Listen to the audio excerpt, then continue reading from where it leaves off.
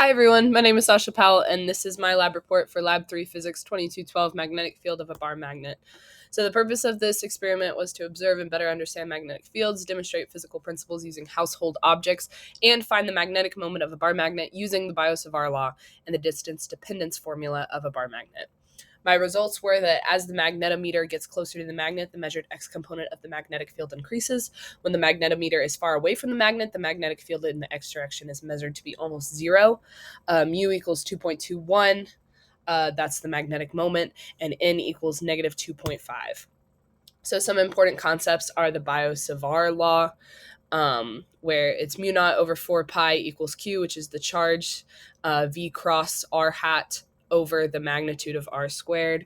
The on-axis formula for a magnetic field of a magnetic dipole or a bar magnet, mu naught over 4 pi times 2 mu, which is the magnetic moment, over r cubed.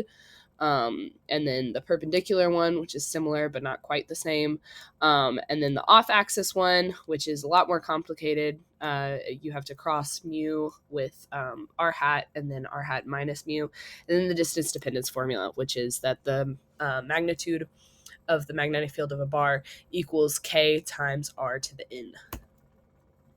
So the system was the magnetometer in this experiment, and the surroundings were the bar magnet and the Earth. Some assumptions that we had to make in order for this experiment to work were that only the Earth and the bar magnet are affecting the magnetometer reading, and that the bar magnet acts as a magnetic dipole. So this is my data from the lab.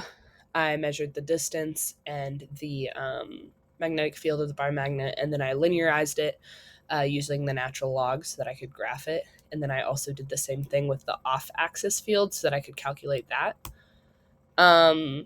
So here's my code. So I made a magnet and I put in my value for the magnitude of the magnetic moment, 2.208. And then I calculated the magnetic fields at 6 different observation locations. 2 of them were on axis, 4 of them were perpendicular to the axis. And I calculated all of that, and then I displayed it at the very end, which ended up with this picture where it shows the magnetic field at all 6 of these different observation locations. So some sources of error were that the location of the magnetometer was imprecisely measured, and there may have been other magnetic fields affecting the magnetometer. And the answers to the questions, what if I hadn't oriented my experiment to compensate for magnetic north and had instead laid out my meter stick at some intermediate angle with respect to Earth's magnetic field? How would my results have changed? Earth's magnetic field would have interfered with the measurements. And what if I was to stick 2 identical magnets together end to end and run the experiment again? How would I expect my measurements to differ? The measurement's direction would have remained the same, but the magnitude would have roughly doubled. Thank you.